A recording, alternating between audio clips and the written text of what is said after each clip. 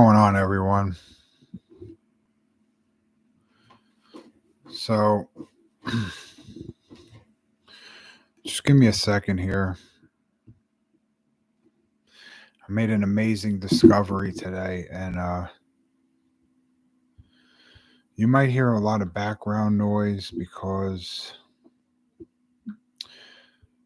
a lot of people don't really care what I have to say, and nobody's really interested in what I got to say. But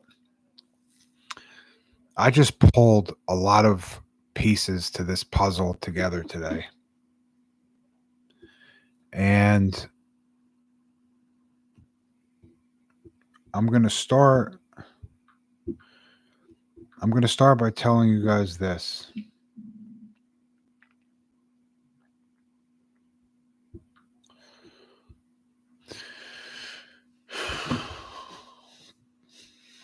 Planet Sedna, for those of you who don't know,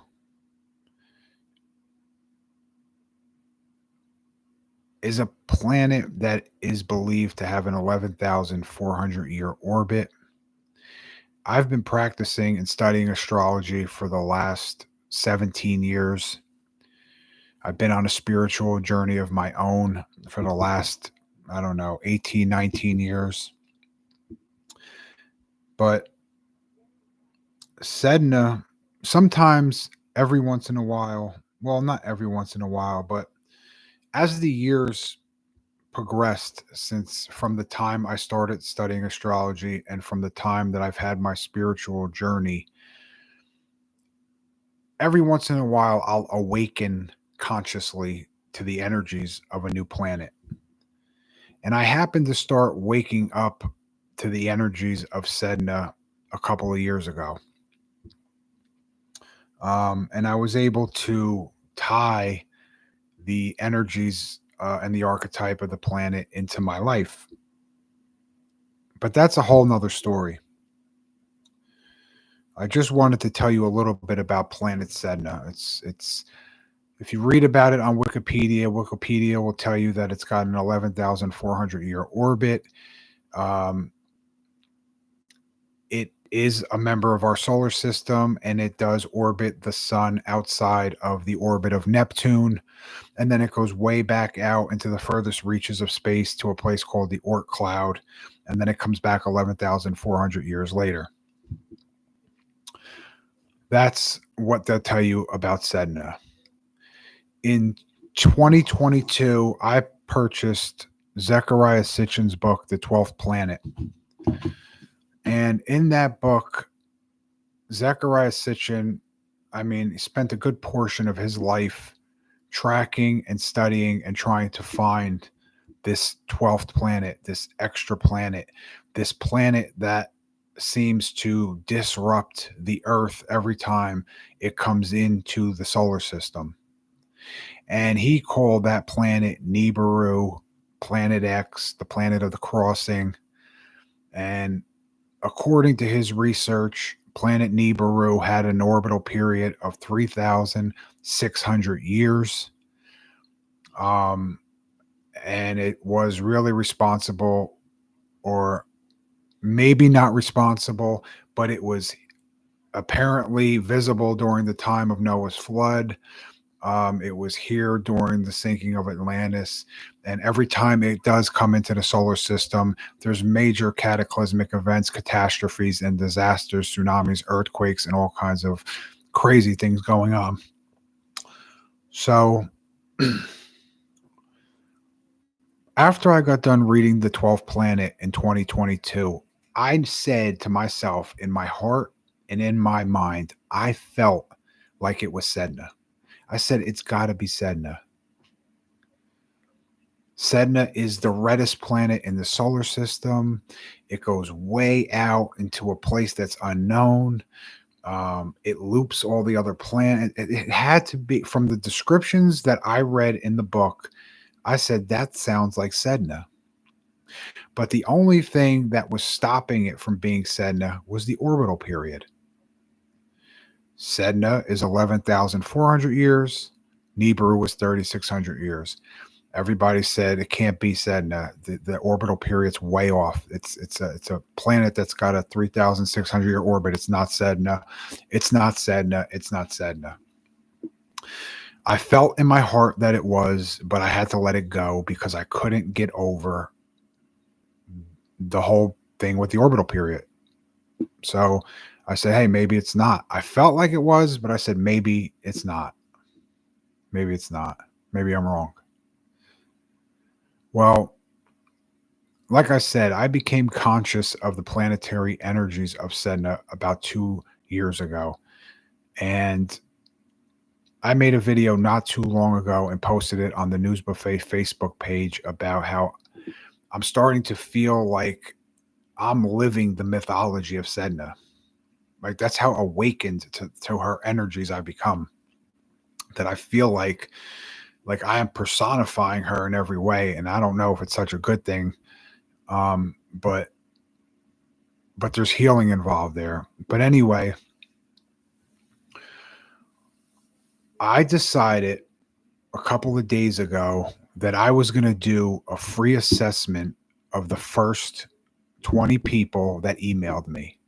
I was going to do an assessment of Sedna's placement in their chart in sign, house, and aspects to the first 20 people for free. So if you emailed me, and I was going to take the first 20 people that emailed me and give them a free assessment of Sedna. While I was thinking about that over the last day or so, I decided for the hell of it to just start tracking Sedna through the zodiac. So yesterday, when I was born, Sedna was on the 5th degree of Taurus. So I said, okay, let me track and see where this planet is going, where it's been, what's its movements like. Well, by the end of yesterday, I realized that planet Sedna was on the 0 degree of Taurus on June 6th in 1966. So in June 6th, 1966, Sedna was on the 0 degree of Taurus. And on June 6th, 2024, which was last year, Sedna was on the 0 degree of Gemini. That means that it took Sedna 58 years from 1966 to 2024 to get through the sign of Taurus. And I said, that's really interesting because if Sedna has an 11,400 year orbit, she just went through one sign in 58 years. That's like a blip on the radar of 11,400. That's like a nose hair, like in comparison to the amount of time it takes in orbit. So I'm like, all right, well, that's kind of crazy, but maybe because planet Sedna is reaching its closest approach to the sun. You see, within the last 10 or 15 years, Sedna started. It came into the solar system, and now it's rounding the sun, and it's going to reach its perihelion, which is its closest approach to the sun, in 2076. So it's coming in now, and it's looping the sun, and it's going to go back out to the Oort cloud. So I said, maybe because it's rounding the sun now, maybe it's moving at a faster rate because it's closer to the sun. And then maybe it'll take a real long time as it gets way out back into space. So I said, I gotta check that out because I think that it was weird that Sedna moved through Taurus in 58 years. So that's what I did. I went back to the astrology website that I use for my birth charts, and I started to track the movement of Sedna. I wrote all this and I posted my research on my website. But I do have it written down here so I could kind of share that with you as I'm going. So I said, all right, let's see where Sedna's going. Well, I did it for 20. When you go to my website, you know what? I'm going to pull it up on my phone so this way I could just share it with you. from my phone. This way I could read you exactly what I wrote on my website.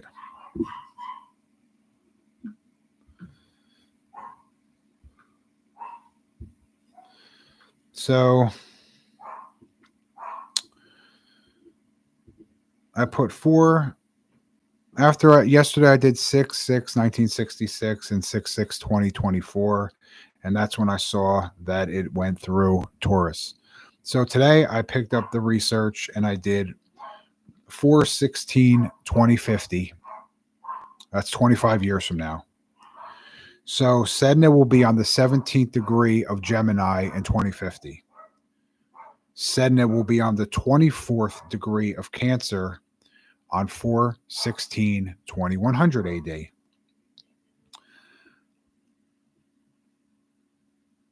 And then I wrote, as you could see, Sedna is moving clockwise through the zodiac from Taurus through the 24th degree of Cancer by 4/6/2100. That's almost 3 signs in 134 years. Not long at all for a planet with an 11,400 year orbit. So yesterday I'm like, all right, it just went through Taurus in 58 years. Today I'm like, wow, it just went through Taurus, Gemini, and Cancer in 134 years. So now I'm like, this is unbelievable. So I kept going with it. Sedna reaches the 18th degree of Virgo in 4/16/2200 AD. 29 degrees Scorpio, 4/16/2760 AD. Sedna reaches the 9th degree of Taurus, 4/16/2990 AD. And then finally, Sedna reaches the 10th degree of Sagittarius on 4/16/2998. Okay, at this point, I said we definitely have a problem because Sedna just went from the 0 degree of Taurus in 1966 to the 10th degree of Sagittarius in 2998. That's only 1,032 years. And Sedna covered Taurus, Gemini, Cancer, Leo, Virgo, Libra, and Scorpio, and almost half of Sagittarius. That's like, there's only 4 signs left, and there's 10,368 years in the orbit left uncovered. I said, this is insane. This is insane. You just said that it takes 11,400 years for Sedna to make an orbit. I just researched it and found that she did 8 signs in 1,032 years. I said, I got it. I'm on to something. When I tried to continue my research and go past 2999 AD into the future, Astro.com cut off Sedna from the chart. Sedna was the only planet that you could not research past 2999. Every other planet came up, Sedna didn't. I said, you got to be kidding me. So I said, okay, I know where Sedna was when I was born in 1980, so I'll just go backwards. I'll backtrack. That's what I did next. Sedna was on the 8th degree of Aries in 1900 AD. Sedna was on the 18th degree of Pisces in 1800 AD. Sedna was on the 6th degree of Pisces in 1700. Sedna was on the 27th degree of Aquarius in 1600 AD. And then there's that issue there because the calendars changed. The church changed the calendars, right? We went from Julian calendar to the Gregorian calendar. They switched the whole system of time, right? The whole calendar system changed. Why? Okay, so now we can't look at Sedna into the future. So we decide to track it by going to the past, and now we have this issue with the calendars. I kept going through that. I tracked Sedna through 1400 AD. It was in Aquarius on the 15th degree, the 28th degree of Capricorn in 1000 AD, the 13th degree of Capricorn in 500 AD, the 3rd degree of Capricorn in 100 AD, and I went all the way back to year 1. And Sedna was on the 0 degree of Capricorn on 4/16 year 1 AD.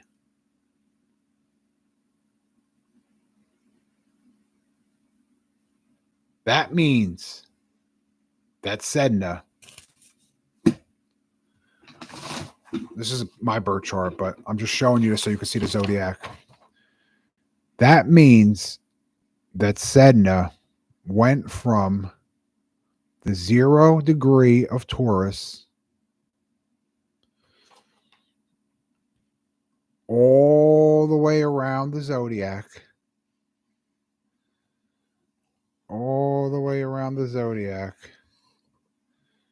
to the 10th degree of Sagittarius. So it went from here all the way around to here. From 1 AD into the future date of 2998, Sedna covered 340 degrees of a 360 degree zodiac. That's 3,000 years. 3,000 years. I'm getting excited again because this just blows the lid off of so much stuff. Okay. So 3,000 years, I was able to track Sedna from the 0 degree of Capricorn through Aquarius, through Pisces, through Aries, through Taurus, through Gemini, through Cancer, through Leo, through Virgo, through Libra, through Scorpio, and we stopped at the 10th degree of Sagittarius. That's 340 degrees of the zodiac in 3,000 years. I'm like, this is unbelievable. That means that I was right. I had a hunch that it was Sedna when Sitchin and all the experts are looking for Nibiru. I thought it was Sedna, but I thought I was wrong because Wikipedia says the orbital period is 11,400 years. But when I checked and did the research myself now, I just saw that it covered 340 degrees of the zodiac in 3,000 years. I said, this is unbelievable. That leaves 20 degrees of the zodiac left unaccounted for and 8,400 years of orbital time. There's no possible way that it would take Sedna 8,400 years to go from the 11th degree of Sagittarius to the 29th, 30th degree of Sagittarius.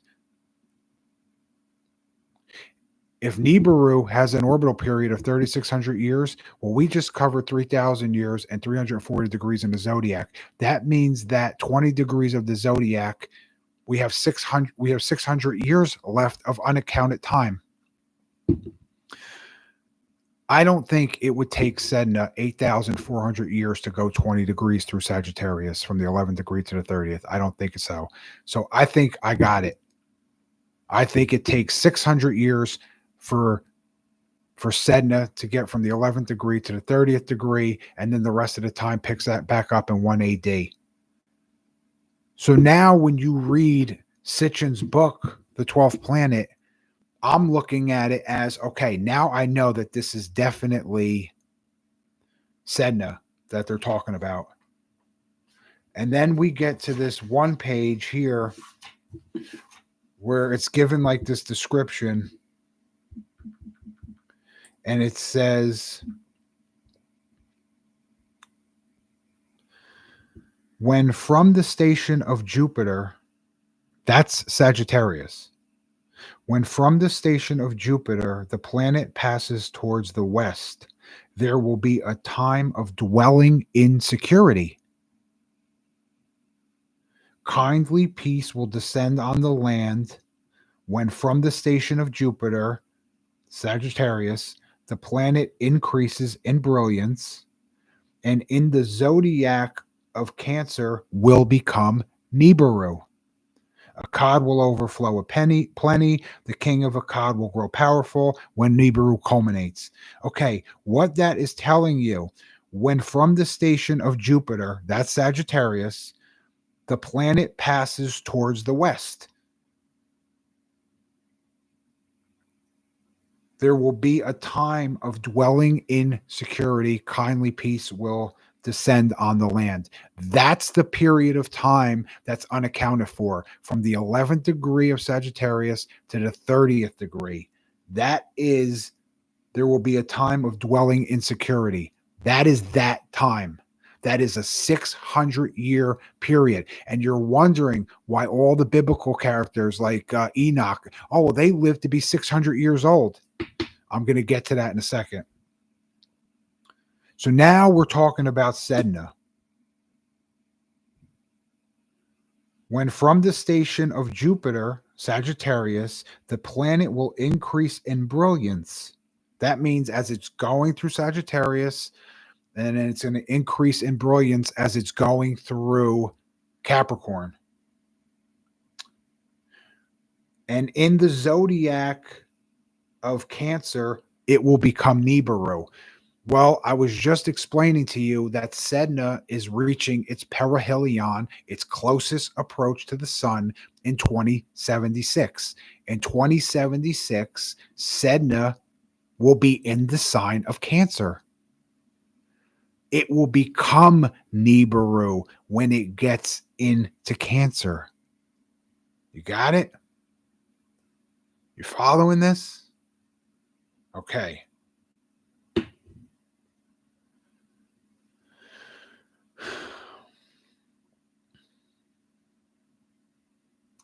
There's so much stuff that has just been like downloading, coming through. Like I'm just having all of these revelations that are just like, and I'm like, holy shit, this is unbelievable. So I said to myself, okay, let's give the benefit of the doubt to the people that make up the narrative. A lot of people doubt the biblical narrative and they say that there's no way that people could have lived to be 600 years old, 900 years old, right? That's what they all say. We only live to be 80. We only live to be 30. We only, if you live to be 100, it's not many people live to be 100. Okay. So where does all of this come from?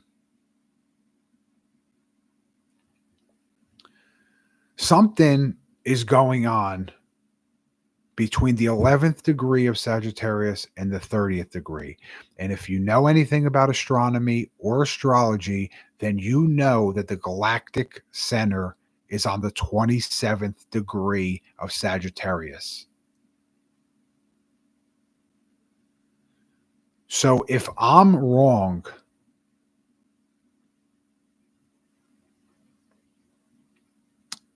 and it takes Sedna 8,400 years to get from the 11th degree of Sagittarius to the 30th degree of Sagittarius, then there's something off there with time. Time either dramatically slows down, maybe we're not under the laws or the constraints of time. But there's something that goes on between the 11th degree and the 30th degree of Sagittarius.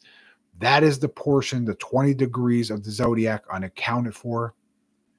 I already explained before that Sedna did 340 degrees around the zodiac in 3,000 years. There was only a small piece left unaccounted for. If you believe that her orbit is 11,400 years, that leaves 8,400 years or 600. So now I'm saying to myself, okay, if it's true, this is where we run into the issue, because not common sense, but like logic would be like, okay, if Sedna orbited the zodiac 340 degrees of the zodiac in 3,000 years, there's no way it would take 8,400 years for her to move 20 degrees. But then you know that the galactic center is there. So there could be something with time.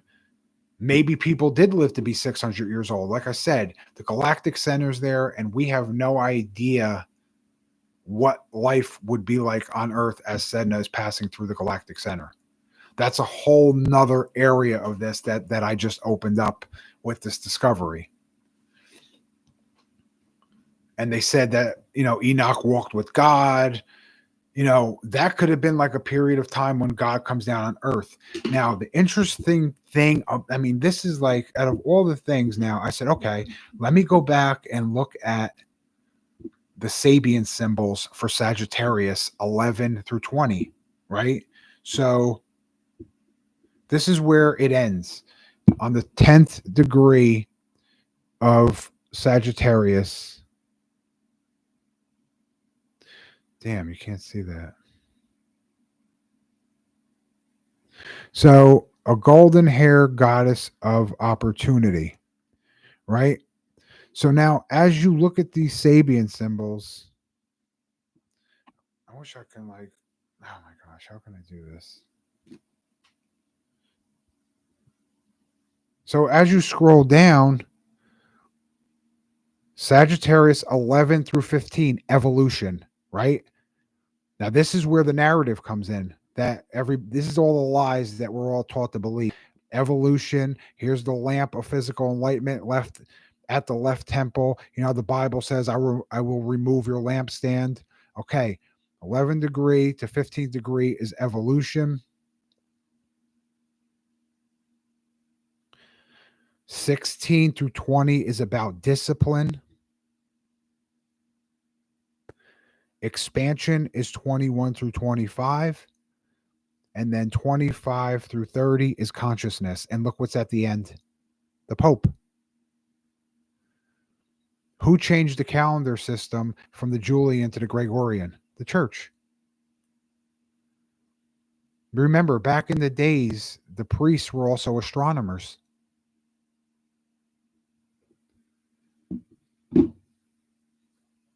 The Vatican has an observatory in the United States. We allowed the Vatican to put an observatory in the United States. What does all of this mean? Well, according to Sitchin's book, every time Nibiru shows up, there's a cataclysm or there's danger. But everybody said we don't have to worry about that because Nibiru is actually on its way out.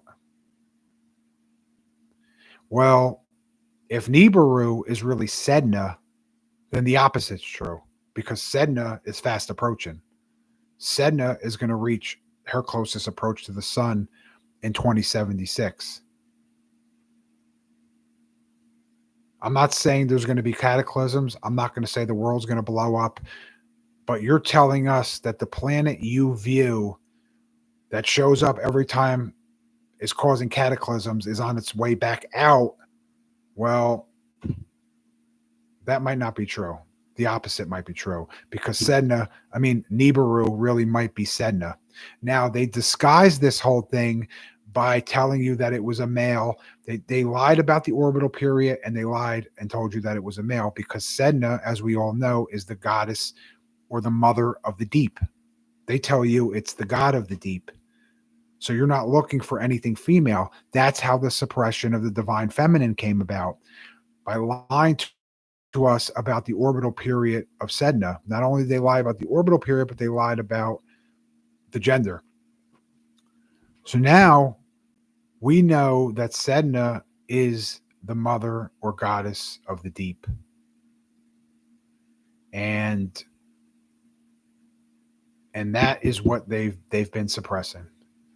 So look, I could sit here and say that I debunked Zecharia Sitchin's work, but I really feel like maybe he didn't have all the information that he needed. I look at it as maybe I furthered his work. Maybe I continued it. Because you know what? Nobody thought to look up the orbital period of Sedna. Everybody just took for granted that it was an 11,400 year period because that's what we were told from Wikipedia. Well, you know what? I'm the one who did the research and found that that it did 340 degrees of the zodiac in 3,000 years, leaving 20 degrees left uncovered. But it's really interesting how even when you look at the Sabian symbols from the 11th degree to the 30th degree of Sagittarius, like what you see in there, it could be really the opposite. We could really be in that 20 degree, and really there could be 340 degrees left undiscovered. It could actually be the opposite.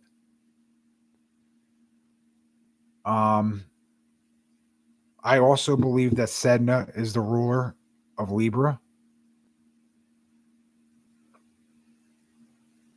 And it's funny, right? Isn't it really interesting that when Sedna reaches its perihelion in 2076, it's going to be in the sign of Cancer, and Cancer is the fourth sign of the zodiac and rules the fourth house, and the fourth house is the house of mother. It's the house of home. It's ruled by the moon.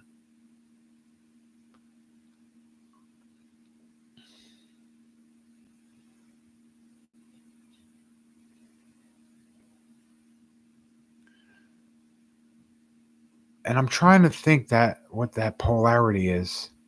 The 0 degree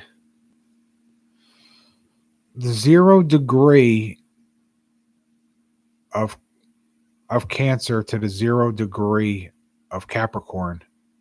That's the winter and the summer solstice line.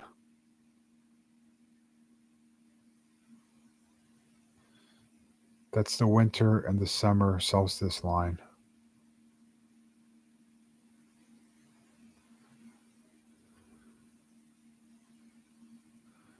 But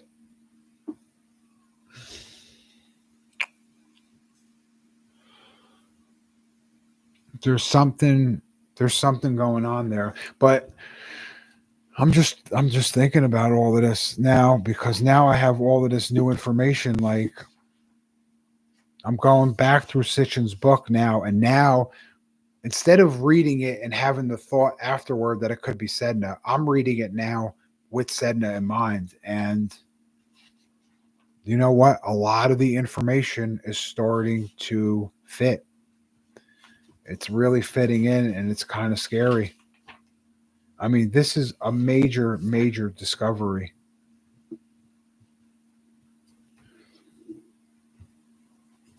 You know, and it says here, this is from Sitchin's book.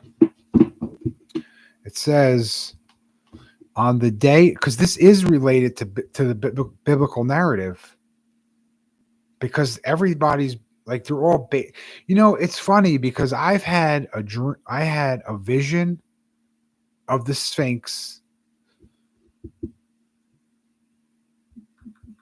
I had a vision, and I saw in this vision the ground underneath the Sphinx like shaken, like an earthquake. I've seen a lot of things over the years, and now I'm starting to just kind of like, I'm putting all of these pieces together. And even the pyramids in the Sphinx falls within, it's the 14th degree of Sagittarius. So even the pyramids in the Sphinx fall into that time frame, or that 11 degree to the 30th degree. I think that the memory is waking up in us. Like, we are being woken up for something. To remember. But there's a lot more that goes on with this when you get into the study of Sedna. But I'm telling you that it's kind of tied in with the biblical narrative a little bit, because that's what Sitchin used. He used the Old Testament as the basis for his work. But it says in his book here, The 12th Planet, on the day of the Lord, the prophet Joel said, the sun and the moon shall be darkened, the stars shall withdraw their radiance, the sun shall be turned into darkness, and the moon shall be as red as blood. Mesopotamian texts exalted the planet's radiance and suggested that it could be seen even at daytime. Visible at sunrise, disappearing from view at sunset, a cylinder seal from the pure depicts a group of plowmen looking up with awe as the 12th planet is visible in the skies, and they show it because it's depicted with the cross symbol. That's where the cross comes in. And I'm going to show you that, and I hope that you can see it.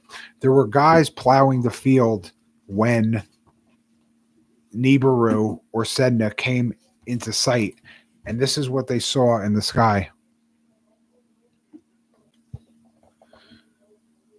You see that? They saw a diamond and they saw a cross in the sky, and that's how they knew that it was coming. And that's, you see, that's where the connection with Jesus comes in, because Jesus was nailed to you see, the Romans nailed Jesus to a cross.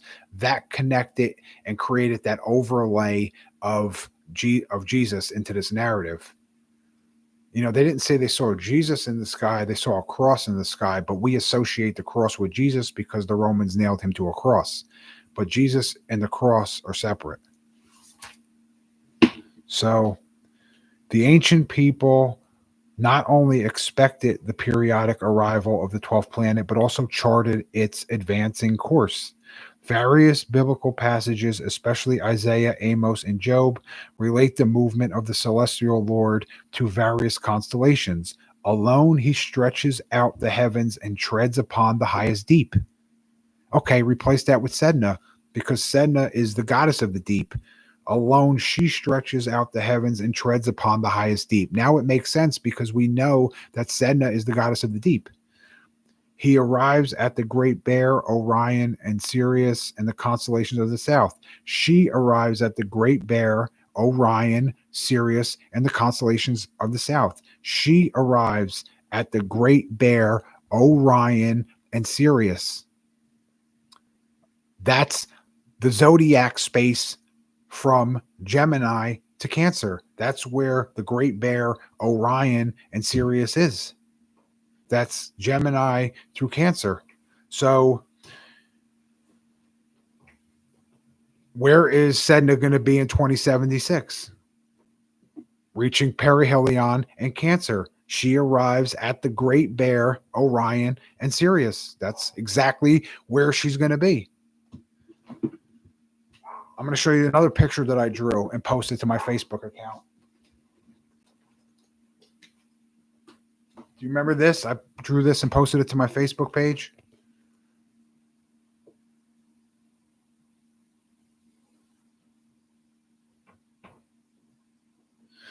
Once Sedna reaches her perihelion, that's where she's going to be. And you can see the pyramid, right? Sirius, Orion, and Ursa Major. Those are constellations of Leo, Cancer, and Gemini. So she arrives at the Great Bear, Orion, and Sirius, and the constellations of the south. Or he smiles his face upon Taurus and Aries. This is right now. This is biblical passages, Isaiah, Amos, and Job. This is now. This is biblical prophecy written in Isaiah, Amos, and Job, talking about now. This is going to be coming up in the next 25 years or 50 years. 2076 is in 50 years. He smiles his face upon Taurus and Aries. From Taurus to Sagittarius he shall go. Well, we'll change it. She smiles her face upon Taurus and Aries. That's where we found her. We found her in Taurus and Aries in the 60s. She smiles her face upon Taurus and Aries. From Taurus to Sagittarius she'll go. Well, where did we just track it? We just tracked it from the 0 degree of Taurus in 1966 on the 6th day of the 6th month to 4/16/2998. To Sagittarius she'll go. These verses describe a planet that not only spans the highest heavens, but also comes in from the south and moves in a clockwise direction, just as we have deduced from the Mesopotamian data.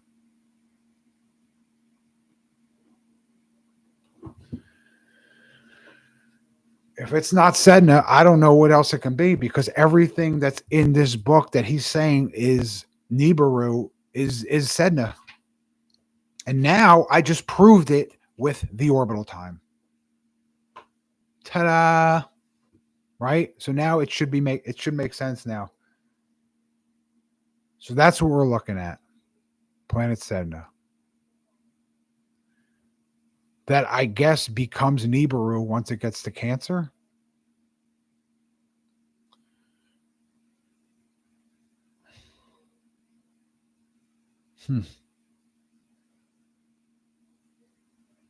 There's a lot of missing information. There's a lot of stuff. Now, I'm really interested in these 20 degrees of Sagittarius because in my birth chart, I have Neptune on the 22nd degree of Sagittarius.